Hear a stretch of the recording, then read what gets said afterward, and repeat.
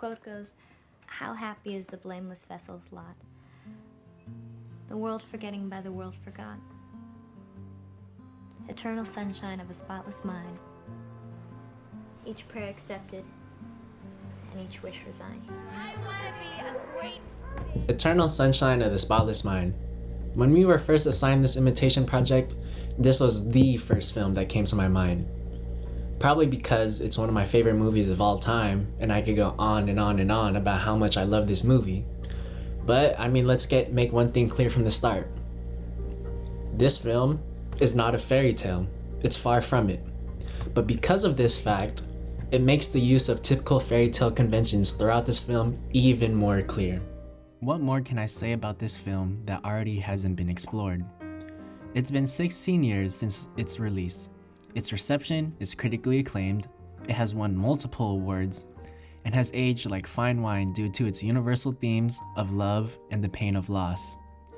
The film follows the couple Joel Barish, played by Jim Carrey, and Clementine Krasinski, played by Kate Winslet, and follows the fallout between them after a painful breakup.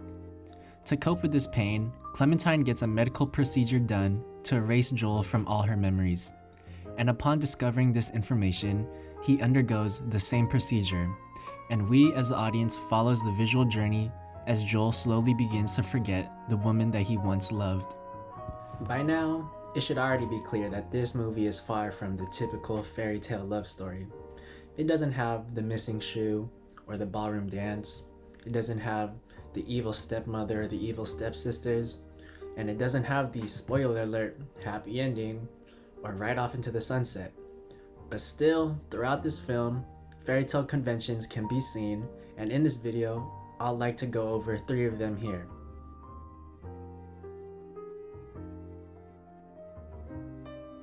When you think about a fairy tale, magic and the sense of awe is probably one of the first things that comes to mind, whether or not you realize it. From fairy godmothers who make entire carriages out of just a single little pumpkin, to princes fighting entire dragons by themselves, to even just a talking funny donkey. I'm melting! I'm melting! Magic is a prevalent convention found throughout all fairy tales. In all of these films, the viewer suspends their disbelief and falls victim to the awe that is inspired through the magic. But here's the problem. How can magic be present in a film that is set in the real world with normal people and normal conversations? Hi. Sorry? I just said hi. Hi, hello. Hi. This is where director Michael Gondry starts to work his magic. As Joel gets his memories of Clementine erased, Gondry literally takes the viewer through a visual journey of their past and lets us take in the memories with Joel as they physically become erased. This manifests itself through cars falling out of the sky, literal blank faces, rain pouring from the ceiling, and Joel going so far back into his own memories that he becomes a child once again. I don't know what else to say, except this is one of my favorite aspects of this film. And there's so much details that goes into Joel's memories being erased that you don't notice until the second or third or dozenth time rewatching. Whether it be the books on the bookcases slowly turning white, or the letters on the billboard being erased word by word as the scene progresses, there are so many little details to notice and appreciate with each scene in this film. And in this way, Gondry effectively establishes and captures the awe of his viewers and establishes his own type of magic within the film.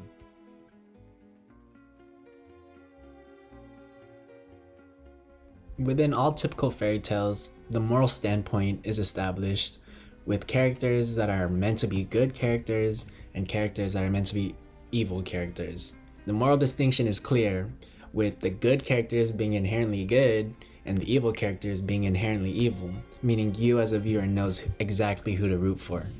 But this is where Eternal Sunshine of the Spotless Mind stands out from the typical fairy tale. This is a human movie, and as such, the 2 main protagonists are inherently flawed people. When their love is at its strongest, they bring out the best in each other. But when they are at their lowest points, the evil within them comes out. He's boring. Is that enough reason to erase someone? I've been thinking lately how I was before and how I am now, and it's like he changed me. I feel like I'm always pissy now. I don't like myself when I'm with him. I don't like myself anymore. I can't stand to even look at him.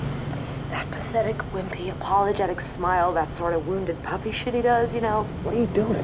He's not doing anything. Bloom is certainly fucking off the rose at this point. Are you screwing with me? No!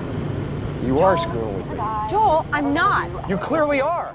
I know it goes without saying at this point, but Joel and Clementine are neither good characters or evil characters, but rather they reflect the humanity within all of us. Because each of us are all flawed human beings, and as such, it is up to us to decide whether or not to let the good in us or the evil in us control who we are and how we interact with the world around us.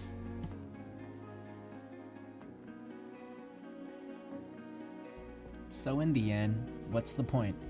What is this film even trying to tell us about love and the pain of loss in the first place? If you know that a relationship is doomed to fail, why even try?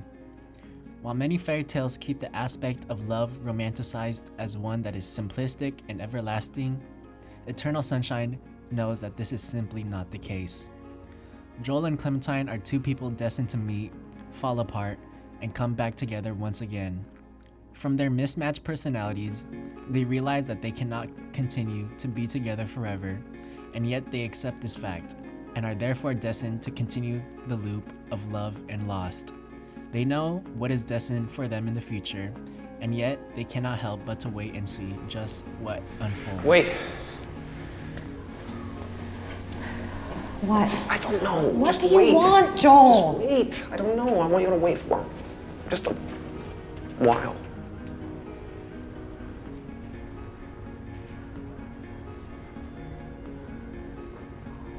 So that was my analysis of Eternal Sunshine of the Spotless Mind, and I know that there is so much more to unpack about this film and its meaning, but I simply made this video to showcase how it uses the fairy tale conventions of magic, characters, and the universal truth to tell its own story about love and loss. And when you get the chance, I hope you watch this movie. It's on Netflix. It's one of the best films. It's my favorite movie of all time. So please, I hope you enjoyed this video, and thank you for your time.